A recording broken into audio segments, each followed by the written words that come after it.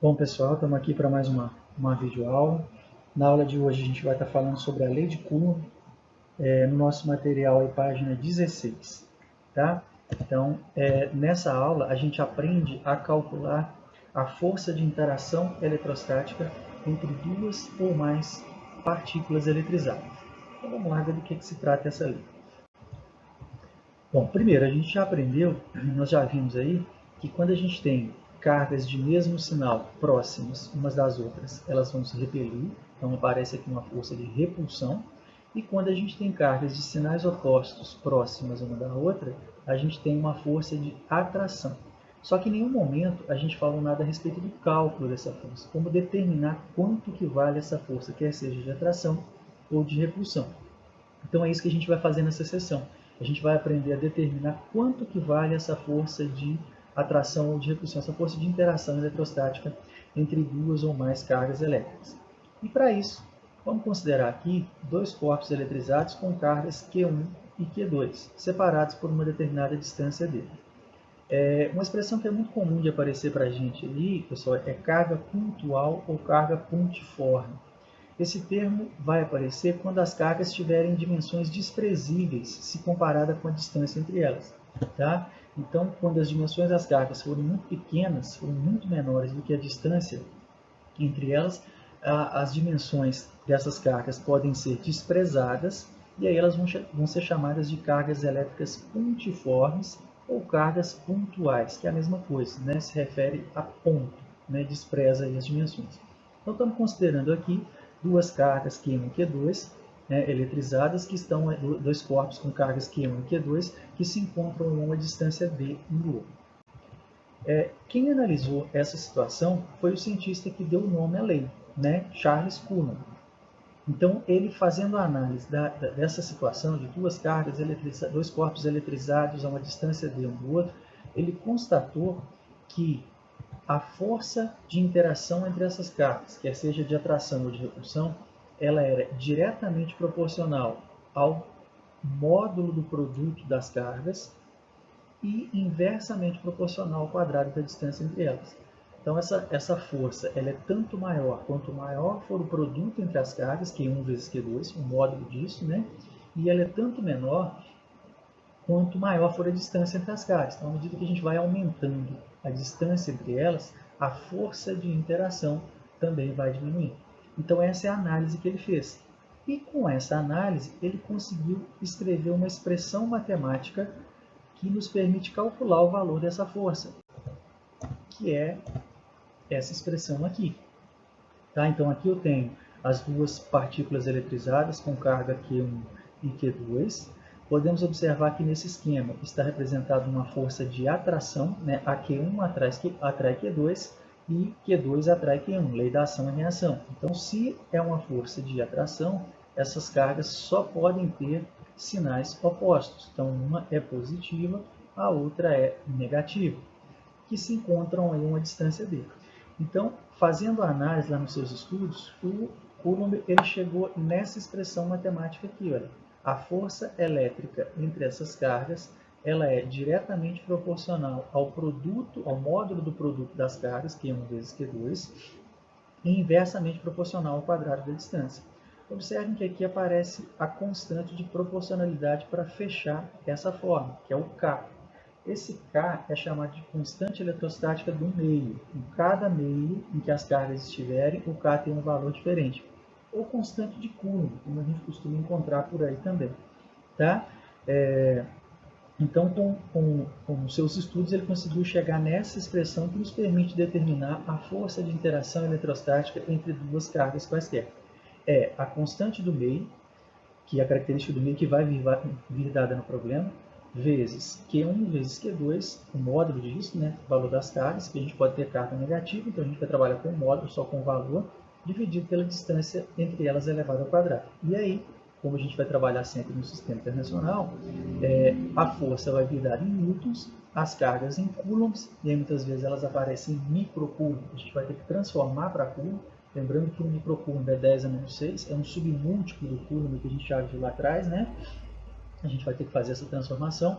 A distância precisa vir dada em metros e a constante ela já vem expressa no sistema internacional. Então essa a gente não precisa ter muita preocupação com ela não. Como a gente trabalha com a grande maioria dos exercícios que a gente resolve, né, as cargas estão imersas no vácuo ou no ar, o K para esses meios, né, para o vácuo, tem um valor de 9 vezes 10 a nona newton por metro quadrado. E aí, para o ar, a gente usa esse mesmo valor. Tá? Então, em quase todos os exercícios que a gente vai resolver, o K vai apresentar esse valor aqui, 9 vezes 10 a nona newton vezes metro quadrado por quilômetro quadrado. Só que isso aí não precisa se preocupar, o exercício vai trazer, ele vai dar essa informação lá no problema. Tá? Uma situação interessante com relação à alteração do valor desse K de acordo com o meio é a seguinte. Nós sabemos que quando a gente pega o sal de cozinha, o dissolve e coloca ele em água, ele vai dissolver. Mas por que ele vai dissolver? A gente sabe também que o sal de cozinha ele é formado por dois íons, que é o Na+, e o Cl-. Então, estando esses íons no ar, né, que a gente tem o cátion e o ânion, estando esses íons no ar, como o K no ar ele tem um valor bastante elevado, 9 vezes 10 a nona, a força elétrica entre esses dois íons é suficiente para manter eles unidos. Então, a gente encontra o sal de cozinha no estado sólido. Quando a gente coloca esse mesmo sal de cozinha em água, na água, o K ele é reduzido 80 vezes em relação ao ar. Então, quando eu coloco o sal de cozinha dentro d'água, a força de atração eletrostática entre esses dois íons ela é reduzida 80 vezes, porque o K da água é 80 vezes menor que o K do ar. Então, dentro d'água, a força de interação entre os dois íons já não é suficiente para mantê-los unidos. Aí ele dissolve e separa aí o Na+, e o Cl- dentro da água. Tá? Então, só a título de curiosidade, aí, é uma situação interessante que está ligada ao nosso dia a dia e que nós temos aí associada à alteração do valor desse K para meios diferentes. Tá? Mas não se preocupem, o exercício sempre vai informar o valor desse K no meio que a gente estiver trabalhando. Então aqui a gente tem, né, a força elétrica entre duas partículas eletrizadas e todas as suas características. Módulo dado pela lei de Coulomb, direção é a mesma da reta que une as cargas, então, por exemplo, aqui no nosso esqueminha a direção seria horizontal, e o sentido é uma força de atração ou de repulsão. No caso que está representado aqui, é uma força de atração. Isso vai depender do sinal. Se as cargas têm o mesmo sinal, a força de repulsão.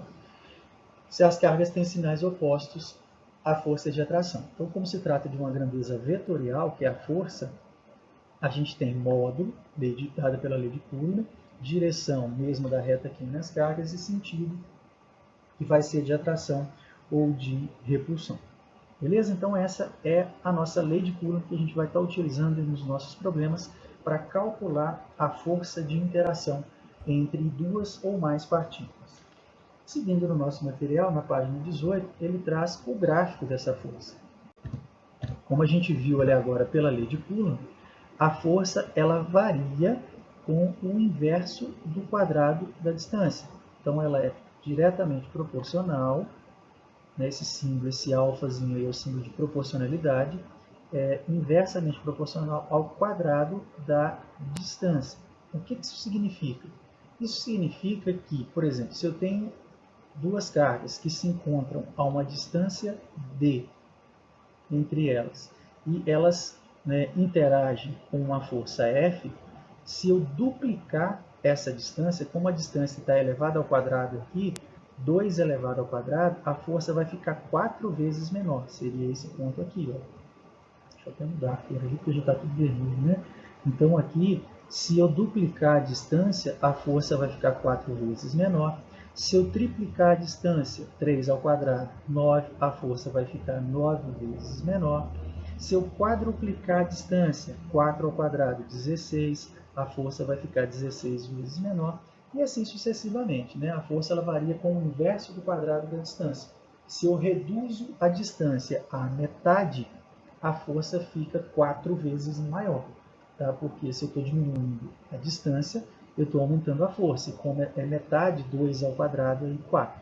Tá? Então, a força ela depende do quadrado da distância. Então essa é a cara do gráfico da força elétrica em função da distância. Muitas vezes a gente encontra gráficos desse tipo, onde vem valores aqui para esses F's e para esses D's, e a gente consegue descobrir alguma outra grandeza associada ao sistema.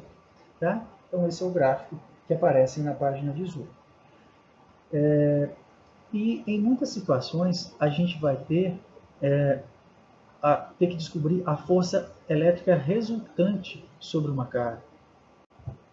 Ou seja, eu não vou ter duas cargas apenas interagindo, eu vou ter no mínimo três, onde se eu escolho uma delas, eu vou ter duas outras que estão interagindo com ela. Então eu preciso calcular qual que é a resultante sobre essas cargas.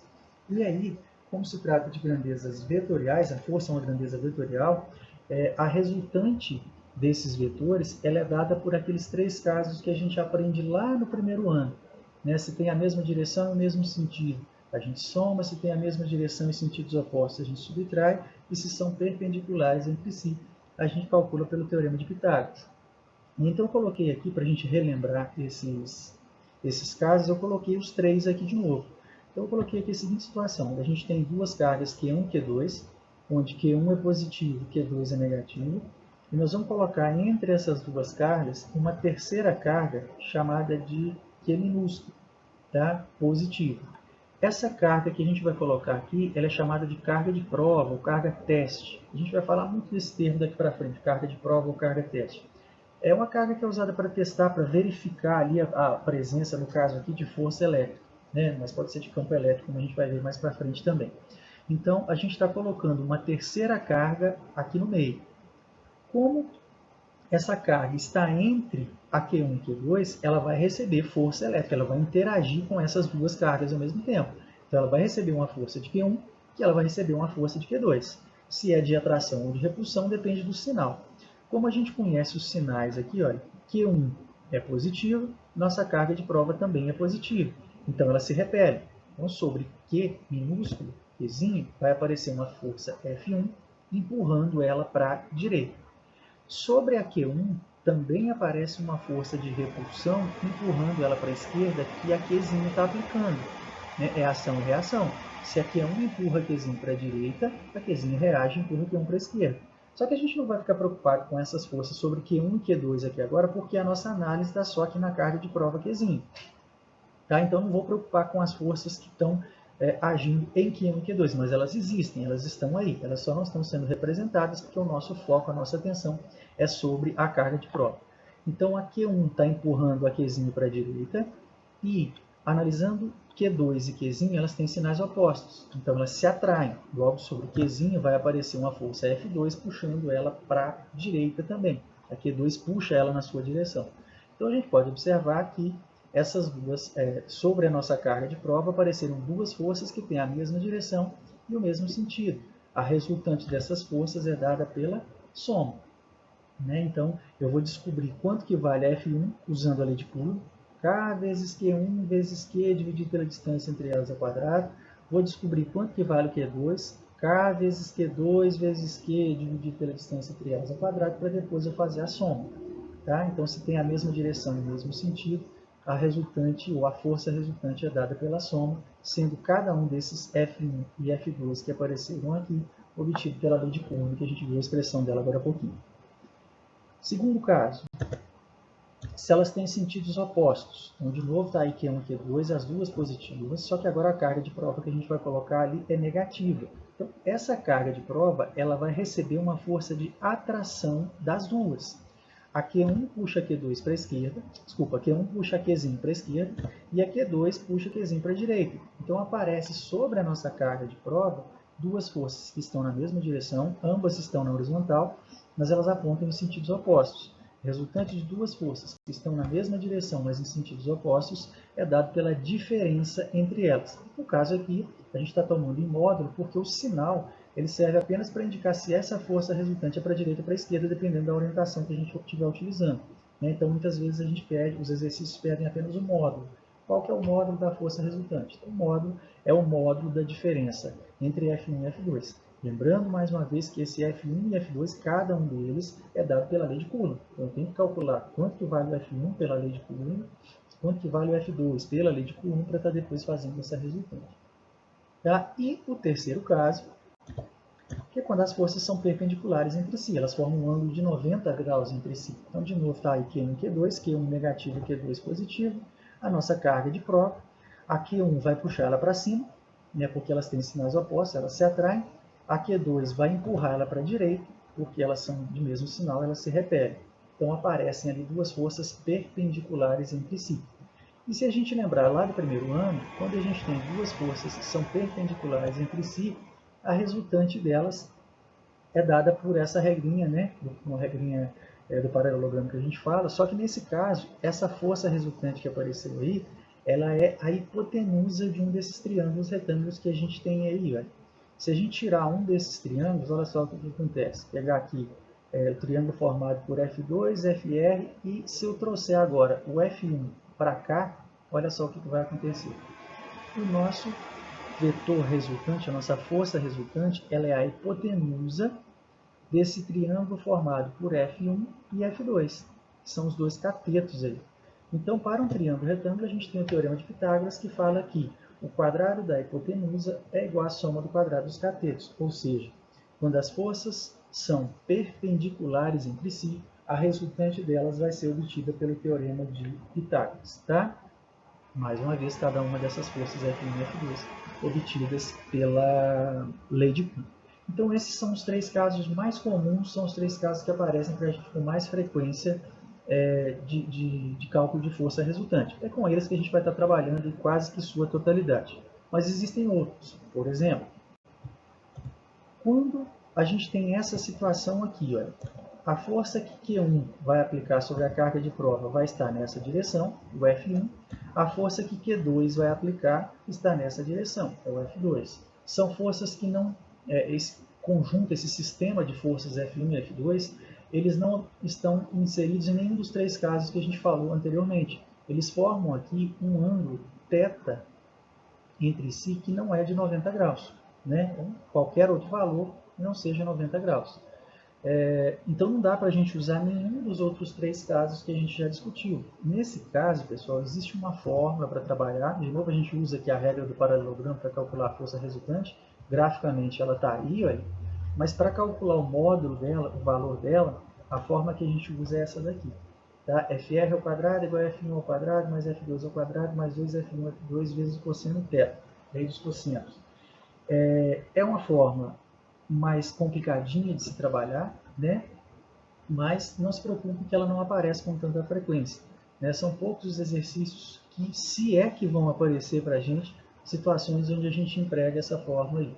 Tá? Porque quase todos os exercícios que a gente resolve são exercícios que vão estar inseridos dentro de um desses três casos anteriores que a gente falou.